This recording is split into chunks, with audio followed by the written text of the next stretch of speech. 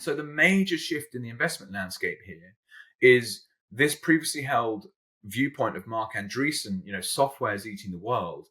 It's a good quip. It was a great quote and was very helpful for a lot of people to make a lot of money. But is that still true? And what if it's the case that AI is eating software? And so the trend is very clear, in my opinion. These big software engineering heavy businesses are either paying outrageous numbers for the talent that understands how to create the artificial intelligence, or they're sacking them. And so previously, a software startup had a moat, in a sense, which is, you've got a product manager, you've got a front-end engineer, you've got a back-end engineer, you've got a graphic designer, and those guys cost hundreds of thousands of dollars a year to put in a room together. And so for me as an entrepreneur following an idea in software, it was like, well, I've got the idea, I've got the business case, but now I need some money to pay hundreds of thousands of dollars to actually build this thing.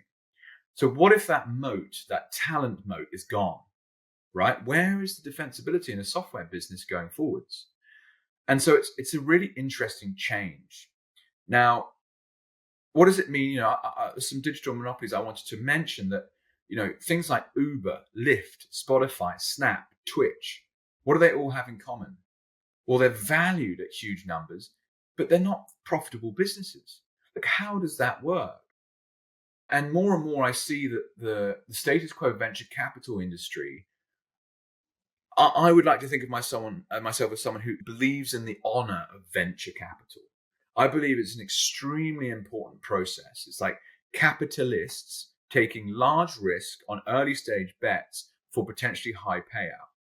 And it's exactly the same as what was happening hundreds of years ago when people were setting sail from Europe in search of new places to populate and to trade and to build businesses. There were people somewhere that took risk on those risk takers and gained a reward.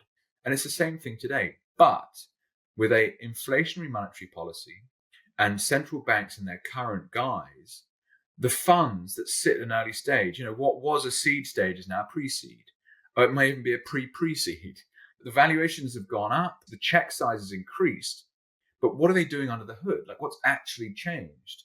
And it's basically a symptom of a inflationary monetary policy and cheap money. The venture capital industry has become what it is today.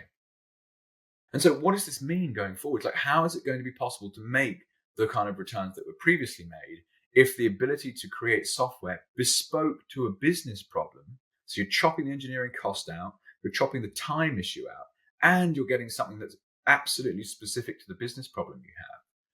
Well, that's a big, big change. So is the idea of hockey stick growth still valid? Big, big question. And so as I go through this, it's like, all right, so what's going on now? And I've been researching, it's like, okay, so if you could own the physical supply chain of a product, that becomes really interesting. And so another common thread I'm looking at currently is like the boomers are all retiring, and that's fair enough. They've been working for 40 years. They want to sell their businesses. So what's a really boring boomer business that I could buy with regular cash flows and at a reasonable net asset ratio? Like, I'm talking, 2-to-1 or 3-to-1. Things like laundrettes, things like property management companies, things like accounting.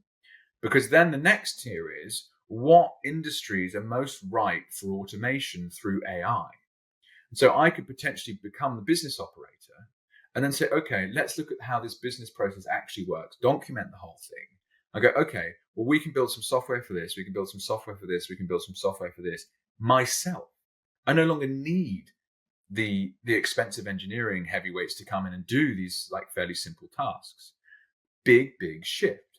Okay, so you're no longer actually competing with the technology businesses. It's the physical assets underneath that are the most important thing that you're then competing against the boomer run laundrette round the corner that hasn't adopted these technologies. Now, in 5 years from now, this opportunity might not be quite the same, right? Because other people will have caught on, and the speed of which AI is improving is such that these tools will get better and better and better. And that trend is another thing that I would really highlight when it comes to this like status quo concept. It's like software is better than hardware. It's like, look at how good ChatGPT has got now versus where it was 6 months ago. So businesses raising money at the moment, being like, we're a software business and we're going to go after this market. It's like, okay, how long until what you're doing can be replicated by an AI?